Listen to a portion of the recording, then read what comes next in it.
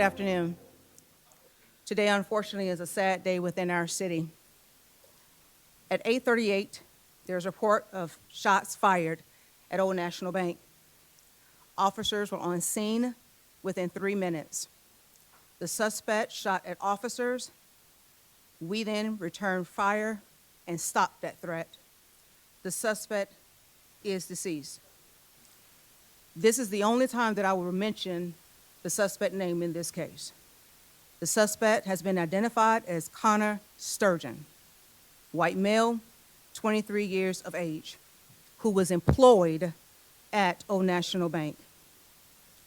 His weapon of choice was a rifle. We have 5 total deceased, which includes him, but I want to acknowledge with heartfelt condolences, prayers to the family of those who lost their life today. Tommy Elliott, 63 years of age. Jim Tutt, 64 years of age. Josh Barrett, 40 years of age. And Juliana Farmer, 57.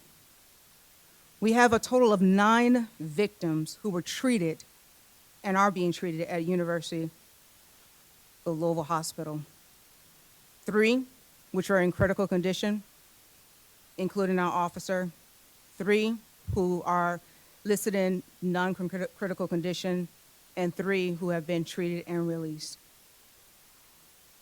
The 2 officers who were struck in exchange of gunfire, one of the officers, he was grazed to the left side, and the other officer suffered minor injuries to the elbow.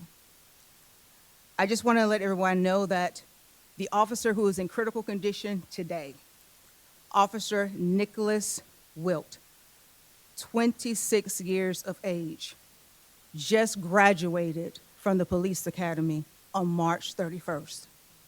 I just swore him in, and his family was there to witness his journey to become a police officer. He was struck in the head, engaged in this incident.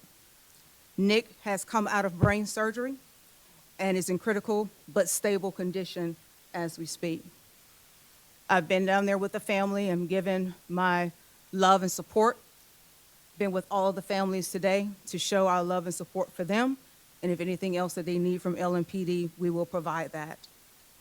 The next few days are important and very critical for Nicholas's recovery.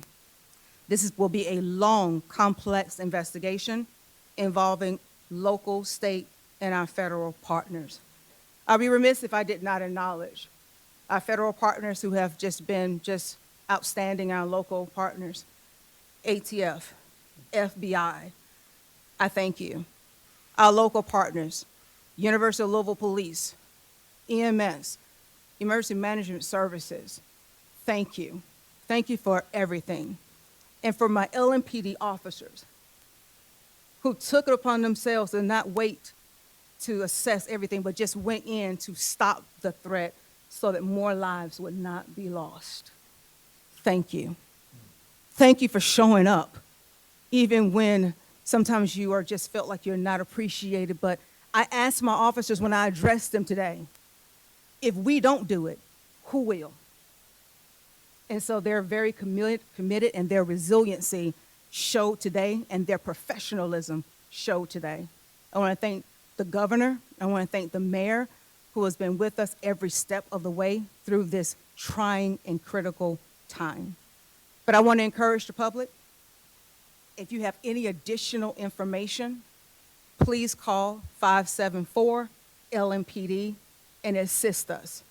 This should not continue to happen. Evil should not try to prevail and take over our city, and we let it happen. So I'm encouraging everybody that we unite and that we continue to do the good work, and LMPD will continue to keep this community and this city safe.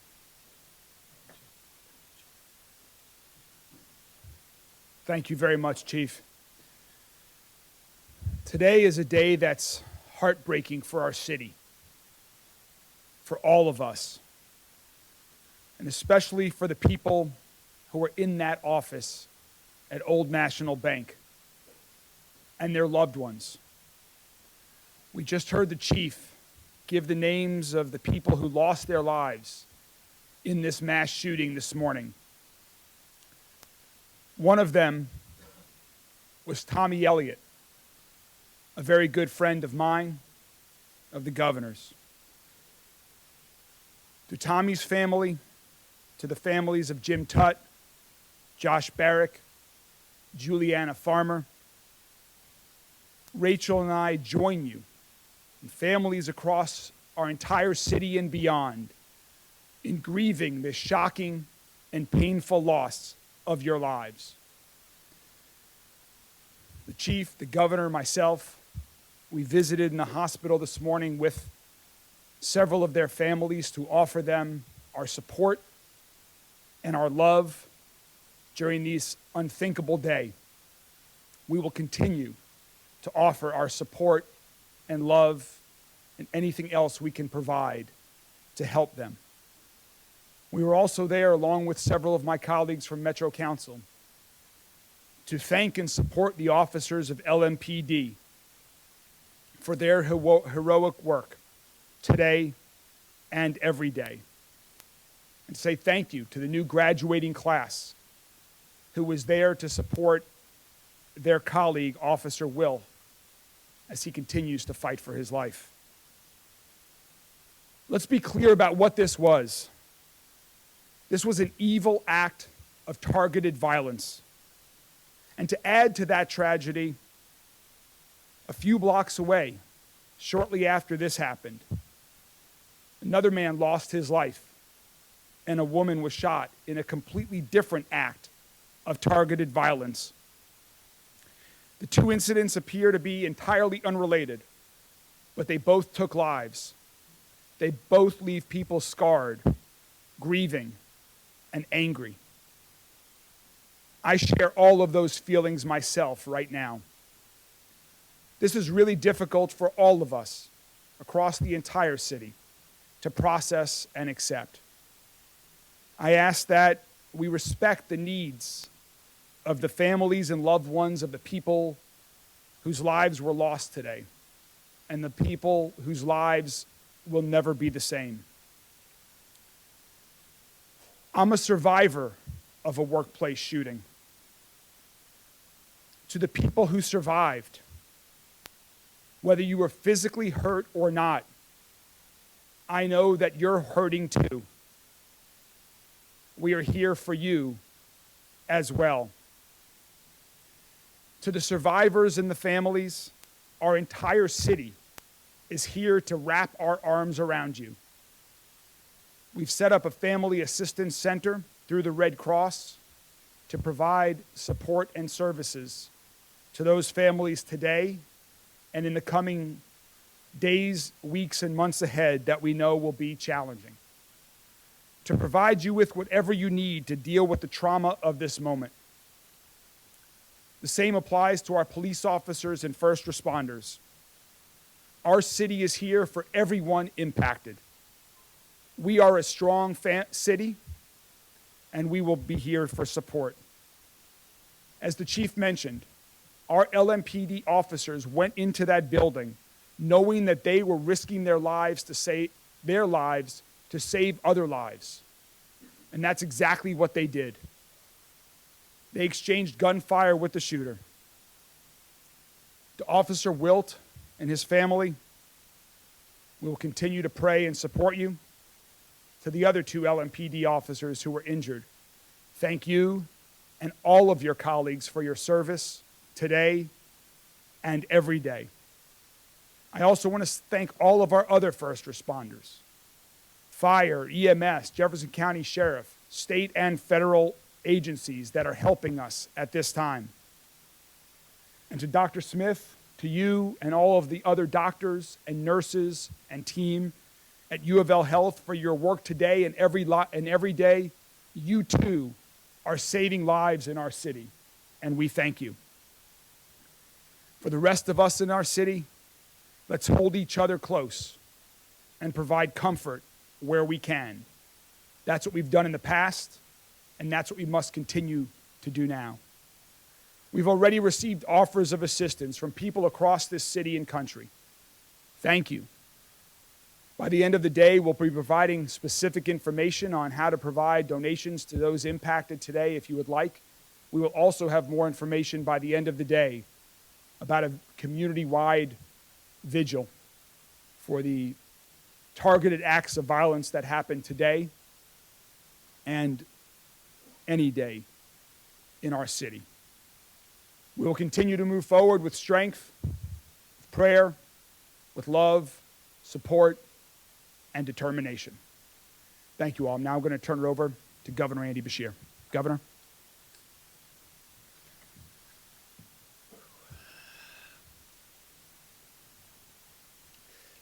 Today is a tragic day in Louisville and for the entire Commonwealth of Kentucky. Acts of violence like this hurt. They tear at the fabric of who we are, at our society, at our state, at our country, and this city. Today, I'm hurt, and I'm hurting. And I know so many people out there are as well. We lost 4 children of God today, one of whom was one of my closest friends. Tommy Elliott helped me build my law career, helped me become governor, gave me advice on being a good dad. It's one of the people I talk to most in the world, and very rarely are we talking about my job. He was an incredible friend. We also lost Juliana Farmer, Jim Tutt, Josh Barrick, each amazing people whose families grieve them, whose community will mourn and will miss them. These are irreplaceable, amazing individuals that a terrible act of violence tore from all of us. We also pray for our LMPD officer and 2 others that right now, while perhaps stable, are still fighting for their lives with a need for our care and, yes, for our prayers, because I believe, and I believe that prayers lift all of us up, and those families would appreciate them. And while I hurt today, and while I will grieve when I'm able, I'm also grateful. I'm grateful for an incredibly quick response from LMPD, the Jefferson County Sheriff's Office, Louisville Fire and Rescue, Louisville Metro EMS, getting to this scene in 3 minutes. I'm convinced saved other people's lives, and I know saved 2 other of my friends. One, I received incorrect information this morning I thought was gone, and I'd started to mourn. And now I know he's okay. And one I got to see in the ER, that while it's going to take him a while to heal, it was so good to see my friend, see him there with his wife, and know he is still with us. I want to thank KSP, ATF, FBI, every single law enforcement agency that is going to bring their entire weight and their entire resources to bear so that we know exactly what happened in this situation. And you know, there are more first responders than the ones we've listed, because the team at U of L Hospital are first responders too. The first battle was stopping that gunman. The second is doing everything we can to keep those that have been wounded alive. And I want to say to this good doctor behind me, and we have worked together through pandemics and now this, that I'm really proud of what his team is doing. I was in a room where one of those families that are rightfully worried got an update. And it was one that was specific but also provided with compassion. These doctors and nurses are fighting for the lives of our friends, of our family, and we are deeply grateful to them. I think what we need most right now, in a word, is love. I mean, just love. Love for these families. They're going to need it, I can tell you. I've talked to them. I'm very close with one of them. They are going to need that love, and we need love for each other. It seems like we argue so much in this country, so much anger. But I still believe that love and compassion and humanity can lead us to a better place.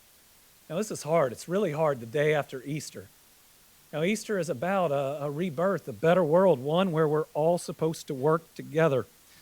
to get there, one that's supposed to teach us love from a Savior that came. The world fell in love with him not because of his power, but for his compassion.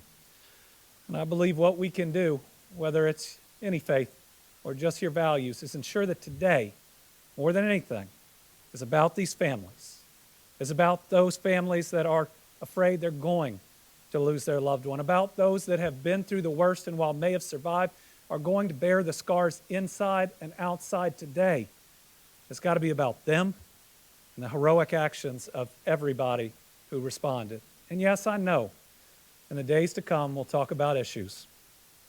But I think the thing that people get wrong after the most difficult of times and days, and as governor, I've had to see a lot of them, is that today ought to be focused on my friend and on everybody else's friends and loved ones that are no longer with us. My faith teaches me that while the body is mortal, the soul is eternal. And so I know that I will see Tommy again. And I know that all of these families and friends in this community, we will be reunited in a better place without violence, without the senselessness and hurt that we feel today. We will get through this. We'll get through this together. It's the only way. And we'll march forward. And my hope is that in honor of those that have fallen today or that may still fall, we can be better and we can do better. We can care about and love each other just a little bit more. Today, to honor those that have fallen and as so many families grieve, I'm ordering our flags statewide, fly at half staff until Friday evening, to make sure that we are paying tribute in every single part of this Commonwealth to those that we have lost. We are one Commonwealth, united with this city, united with these families. What we've had to do a lot in these last 3 years is wrap our arms around each other, and we need to do it here. Thank you. Oh, and next, we're going to hear from Dr. Smith, who is leading an incredible team to try to make sure as many of those that were harmed in this incident get through it. And let me just again say that he and his hospital have my full support and confidence. I've seen it firsthand. What they're doing is nothing short of amazing. And listen, I know they're going to do their best. And while we don't know what that outcome can be, we ought to be appreciative of them for doing their very best.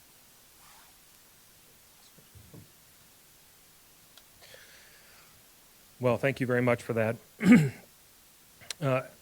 As was reported, this morning, University of Louisville Hospital received 9 patients, 3 of which are currently in critical condition.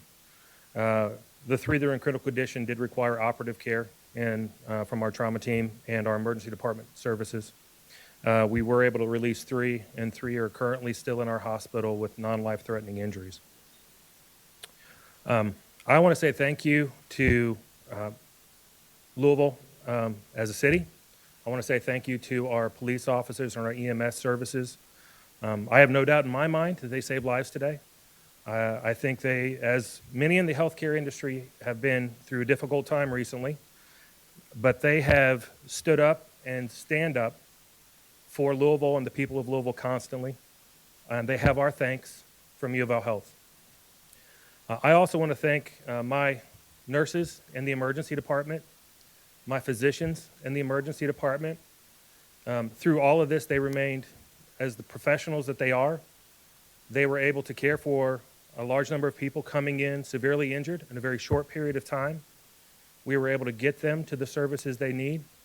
And as of now, no one that arrived at the hospital has expired. Now, I do not know what the days ahead will be.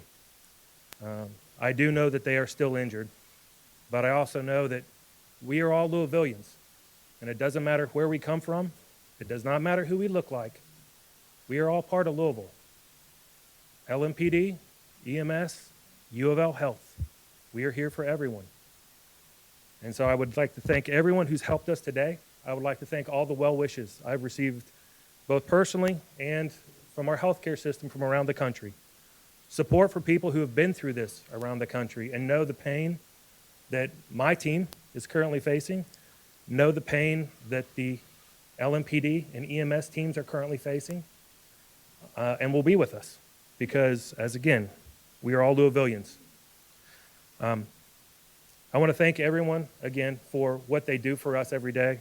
We are a wonderful and integral part of this city, and I am proud to be part of U of L Health, and I am proud to be part of U of L Hospital. So with that, thank you, and I'll turn it over for questions. Thank you very much, Dr. Smith. We're prepared to take a few questions from the media. Dr. Smith, obviously with brain surgery, do we know if Officer Wills is awake? I believe everyone who had surgery today are still sedated. No one is currently awake. It's still very early in this process for many of that information. Really, the next 24 hours for all involved in this who required an operation are going to be the critical time period for us to understand really how well they're going to recover from this acute part of their overall care. They've got long roads ahead of them, but if we can get through a 24 hours, then we will take another 24 hours. And we will keep doing that until they get out of the hospital. You mentioned non-life-threatening for those other victims. For the average person, does that mean gunshot wounds? Can that be considered non-life-threatening in this case? Yes, you can have gunshot wounds that are non-life threatening, correct. And that is the case for these three? We treated a total of 5 gunshot wounds today from this scene. For the police chief, what is that moment like to hear an officer was shot in the head and then ultimately to hear that for now he is stable, but hear that it appears he may make it through this? What are your thoughts there? That is one of the worst moments within any police chief's tenure being in this position.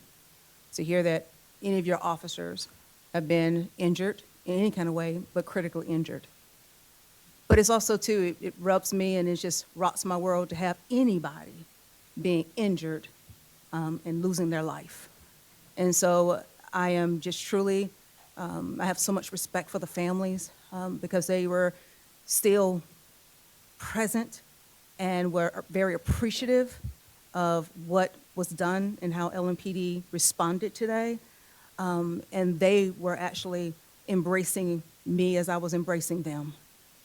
But let me say this, the evil that took place today, we shouldn't hear the tears that were coming out from these families. And that right there sticks because they are weeping because someone decided that they wanted to take life today. And so, but with that, I'm very grateful and hopeful, and I'm thankful to the doctor for stabilizing so many that could have possibly lost their life.